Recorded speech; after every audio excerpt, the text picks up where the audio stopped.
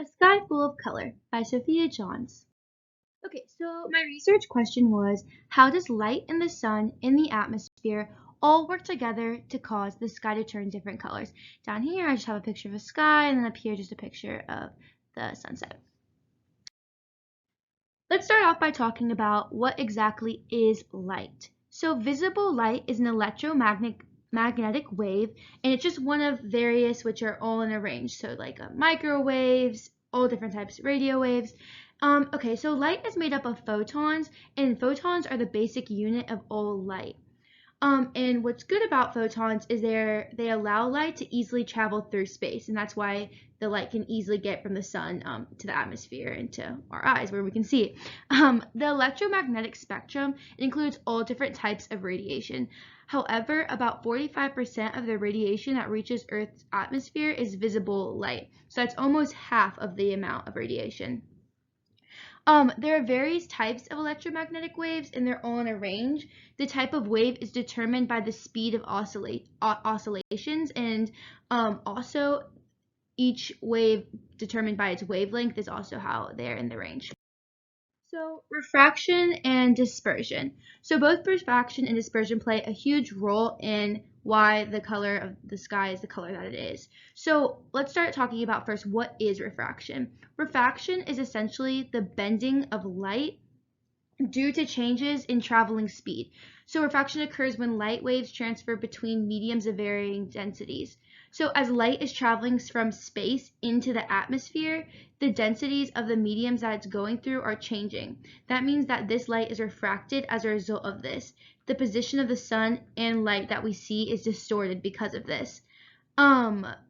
So when light is traveling from space into the atmosphere, it's going from different densities. And so just like how we do examples with when it goes from in the air to the water, from air to glass, it's going to refract because of the densities are changing in the mediums.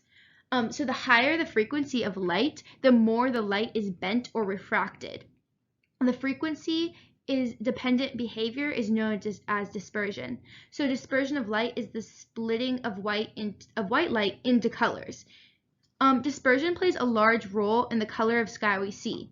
It causes the light to be separate into different colors. Without dispersion, we would only see white light. So the reason we see blue or any color starts with dispersion. So colors are dispersed differently based on their wavelength, and we'll talk about that later with another slide. Okay, so the path of light. So I think it's important to talk about how does the light even get to us from the sky. So light that travels to the earth travels in a straight line. So it goes straight from the sun in parallel to earth. When sunlight encounters particles in the atmosphere, it reflects off them in every direction. So particles like dust and ice crystals and all of that different things in the atmosphere, it reflects off them in different directions. And the sunlight is bounced around the atmosphere by these particles. This reflection in various directions is scattering. We're going to talk more about scattering on the next slide. Okay, so down here I have a picture, and as you can see, the sun's rays go in parallel. They're coming from that yellow strip is the sun, and they're going through the Earth's atmosphere to Earth. So that's how they get to Earth. Okay, so the big question, why is the sky blue? So let's first start about this color. Why is the sky blue? So the short answer is because of Rayleigh scattering. And basically, the scattering that causes the sky to be blue is Rayleigh scattering. As the energy of light increases, so as the frequency increases, this effect becomes more pronounced. So Rayleigh scattering is heightened when the frequency is heightened. The wavelengths at the blue end of the spectrum have the highest energy, they have the highest frequency, they have the shortest wavelengths. And this is why blue is scattered so much in our sky, and this is why we see blue in our sky. The sunlight that we see has a lot of short blue wavelengths rather than long wavelengths. This is why we perceive the sky as being blue. So simply, the reason why our sky is blue is because of blue light being scattered by molecules, Rayleigh scattering. Okay, so as you can see, here's a little diagram. As the light is entering into Earth's atmosphere, the blue and the violets are being scattered because of Rayleigh scattering, because of their shorter wavelengths and higher frequency, and the colors like red, yellow, and green are just passing through. They're not being scattered. Rayleigh scattering doesn't have as big of an effect on them. So what about at sunrise and sunset when the sky is red or orange or yellow?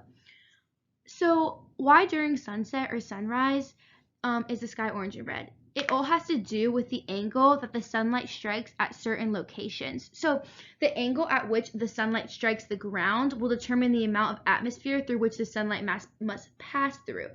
So when the sun is further down closer to the horizon, which it is at sunset or sunrise, the sunlight has a much greater distance of atmosphere to pass through. The light does, like it has to go farther because it's down by the horizon.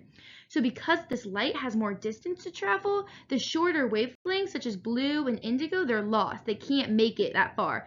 But the waves that make it to the Earth's surface are the longer waves, such as the reds and orange and yellows, and then these colors are scattered, and that's why we see reds and oranges and yellows at sunrise and sunset, because of where the location of where the sun is. So, in this diagram, the words in this are really good, but we'll focus on the diagram. So as you can see at sunrise or sunset, so here's the sun, and because it's lower down, it has a greater distance to travel. The blue and the indigo are still up above, and that's why we still see the blue on top of the sunrise during sunset or sunrise. But the reason we see the reds and the yellows and the oranges by the sun, you can see here, because they have the longest wavelengths and can travel the longest distance to through the atmosphere and through our eyes.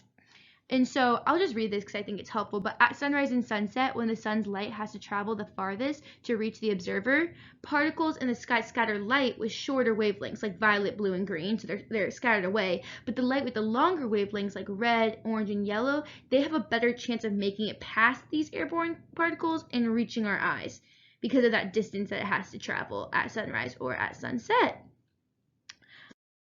Okay, and then here's my works cited page, and that's it.